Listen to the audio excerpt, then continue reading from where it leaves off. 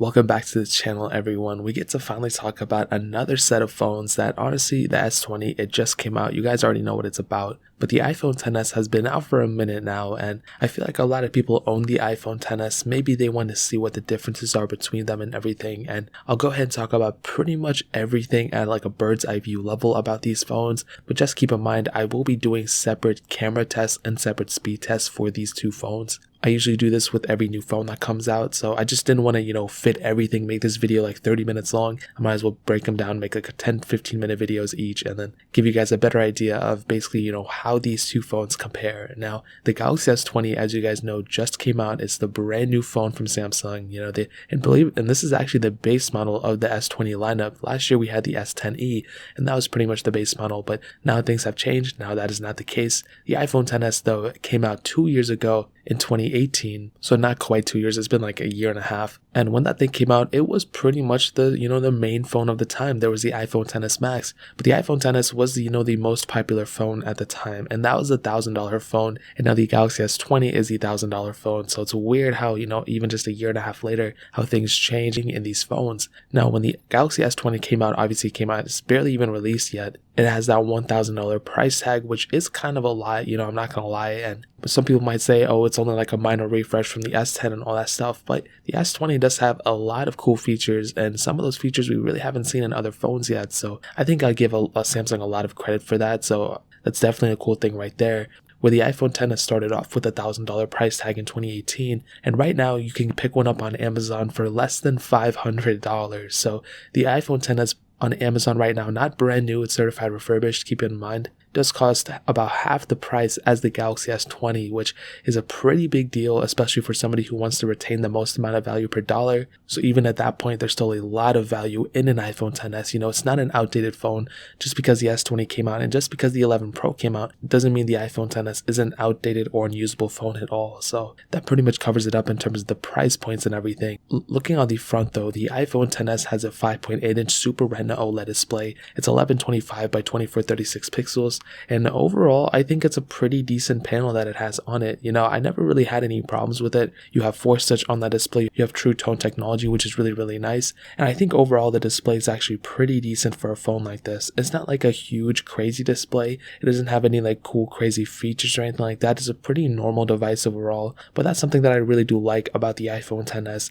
It's just a very, it's just, you can use it and you can put it down and it's good to go. And the display is really nice. And it does have the notch up top, which some people might not like, but honestly, I want to say I don't really think a lot of people even care. Some of the complaints that I've seen for iPhones and everything don't really even revolve around the notch at all. It usually actually has a lot to do with the software and how bland it looks still. So the fact that Apple actually, might be removing the notch or something is a pretty big deal, but this phone still has a notch on it, which I really think like a lot of people don't really care about, but some people might. So the Galaxy S20 on the other hand has a 6.2-inch dynamic AMOLED display. It is 1440p, which is amazing, and dude, honestly, it's probably one of the better panels I've ever seen. I think going from an S10 to the S20 in terms of the way the display looks, I don't really think there's that big of a difference if I'm being completely honest. However, what I will tell you though is that, the hole punch display is now in the center. There's very little bezel all around the panel, and if you look at an iPhone XS, if you look at a Galaxy S20, you will obviously see that the S20 does look better overall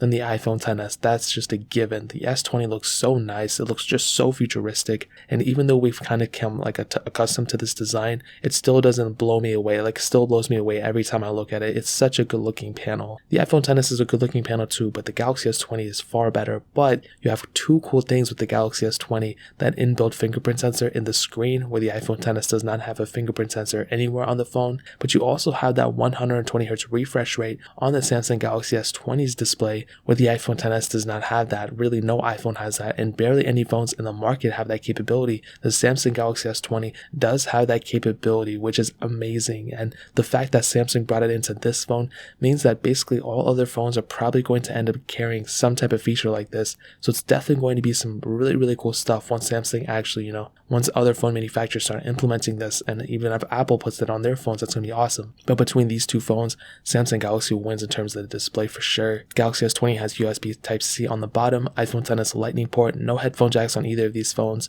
On the back, glass backs on both. The Samsung Galaxy S20 has a triple camera setup, the iPhone XS has a dual camera setup, and I'll hit on the cameras in a second, Both phones have IP68 dust and water resistance, which is really cool. On the Galaxy S20, you can go up to 1.5 meters of water for 30 minutes. On the iPhone XS, you can go up to 2 meters of water for 30 minutes. So if you get some water on it, basically they'll be able to take a beating. The Samsung Galaxy S20 also has a micro SD card slot, which is really nice, but the iPhone XS does not have any capability like that. So in terms of that really pretty much covers it. There's really not too much else to hit on in terms of the way the phones will look on the outside. Now, hitting on the software, the iPhone XS started off with iOS 12. We are able to get iOS 13.3.1 on it. I'm not too sure when Apple's going to push another version of their software out, hopefully soon. And the Samsung Galaxy S20 started off with the software that it has now, One UI 2. It's probably going to get One UI 3 and then One UI 4, and then it's probably going to be done. Where if you think about it, the iPhone XS came out in 2018, and this phone still has a higher chance of actually outlasting and prolonging its life from Apple from their stock software support than the Samsung Galaxy S20 from Samsung, and that's so crazy. Why is it that Samsung cannot just keep pushing updates to their devices?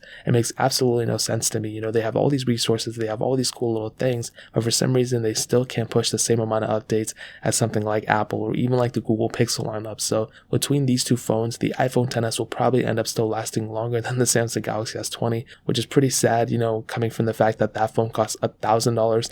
The Samsung Galaxy Ultra costs, $1,400, whatever it costs. And that's just a crazy, absurd amount of phone to pay for a phone like this if you can't even get extra software versions and you can't even match the software lifecycle of a phone that's cheaper from a different manufacturer. So that's definitely crazy. Hopefully Samsung fixes that and, increases the lifecycle of their phones, but there's really nothing we can do about it. So that really pretty much covers it up in terms of the software. Now, hitting on the performance, the iPhone XS has the Apple A12 Bionic chip, a hexa-core CPU, and there's 3 different models, a 64, 256, and 512 gigabyte models, and all those models have 4 gigabytes of RAM, where the Samsung Galaxy S20 has a Qualcomm Snapdragon 865 chipset, an octa-core CPU, and Adreno 650 GPU, and there's only one model of the Samsung Galaxy S20, and that's the 128 gig model with 12 gigabytes of RAM. Now, what I can tell you about the performances, and I did a speed test, and you guys can be able to see it here. Overall, of course, the Samsung Galaxy S20 is the faster one pretty much every single time, and it's a smoother one too. I feel like there were times where the iPhone XS would be able to boot into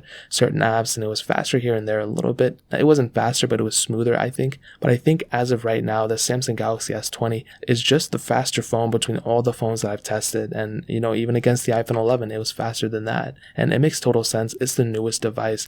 But what I will say though is that my iPhone XS is about like a year. I've had it for about a year now, and I've put apps on it, I've used it all the time, and it's pretty much still as smooth as day one. It's still a pretty smooth device overall, and I don't really think it's slowed down since I bought it, even after all the updates that are on it. But what I will tell you is that with my Samsung Galaxy S10 that I bought brand new last year, I was pretty much saying the same thing. I was like, it's really fast. It's probably one of the fastest phones in the market, and every phone I compared it to was faster then. But now when I compare it to all my other phones, the Samsung Galaxy S10 is much more glitchier, it's much more laggy, and it's just like buggy overall when I'm loading apps and doing speed tests like the one I did yesterday. So that makes me wonder, will the Galaxy S20 follow in the same footsteps as the Samsung Galaxy S10 in terms of the performance? That is something I'll test, I'll have to test like a couple months from now, but it's really weird that was the case. So in terms of performance, the Samsung Galaxy S20 definitely wins here, but maybe in the longevity, maybe the iPhone XS might actually end up being the faster one at a certain point, but as of right now, that's pretty much the performance segment of it.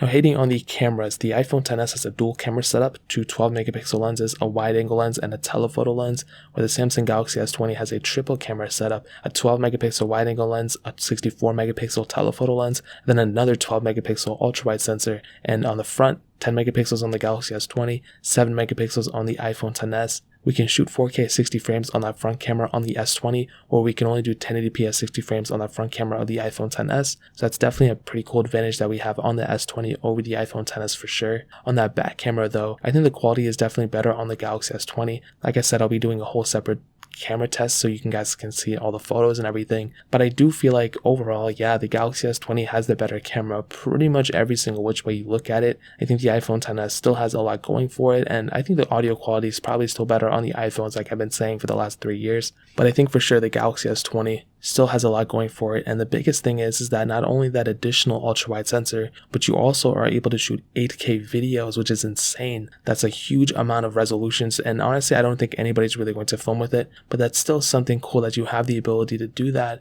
where a lot of phones don't have it. So that's a huge cool feature. And once I do my whole separate camera test, I'll go ahead and try to do 8K footage, but it's not going to work because I'm going to downscale it to 1080p, so there's no point. But in terms of the camera, that really pretty much covers it up. Now, ending off with the battery life, the Samsung Galaxy S20 has a 4,000 mAh battery. The iPhone XS has a 2,658 mAh battery. Both have wireless charging, but the Samsung Galaxy S20 has reverse wireless charging. What I can tell you about the battery life is the Samsung Galaxy S20 will definitely win by quite a bit, not only in terms of the battery life, but also in terms of the battery features. The Galaxy S20 can do that reverse wireless charging. It can charge up an iPhone XS wirelessly, where the iPhone XS cannot charge up a Galaxy S20, and no iPhones can do it as of right now. So without a doubt, the Galaxy S20 will win in terms of the battery life and in terms of the battery features. And what I saw was, even if the Galaxy S20 has a 120Hz refresh rate on that display, the iPhone XS will still probably not match the Galaxy S20's battery life. Maybe at that 1080p at 120Hz. Now 1440p at 120Hz might be a little bit different, but that really pretty much covers it up in terms of the battery life as well. The S20 definitely wins. Now, to kind of sum up the video and to answer the comparison, should you pick up a Samsung Galaxy S20 or should you save money, get an iPhone XS or whatever the case is? What I will tell you is that for sure the iPhone XS is probably the better value per dollar. You're getting, a lot of phone for, $500. That's a really, really good price. However, like I've said before, the Galaxy S20 is just a better phone overall. You're getting so much in that phone. There's so many features that it's insane, and it's definitely a huge step up in my opinion from an iPhone XS to a Galaxy S20. You're getting that 1440p display, 120Hz, better cameras, better battery life, reverse wireless charging, and the list goes on, man. And that's pretty much all I gotta say. If you want to pick up an iPhone XS or a Galaxy S20 for those prices that I said before, links will be down in the description. You can get them from there and help support the channel at the same time. But that is pretty much it. If you guys have any other questions or anything, leave it down in the comment section as well. Hit that like button, that would mean so much, but definitely hit that subscribe button. Every single subscriber that we get really does count, so it means so much if you guys could hit that. Also, check out the other links down in the description as well. My Twitter, my Instagram, my second channel, all those links are linked down below. I'd really appreciate if you guys could check it out. More importantly than everything else, I love every single one of you guys. Hopefully I'll catch you guys in the next video. Peace out till then.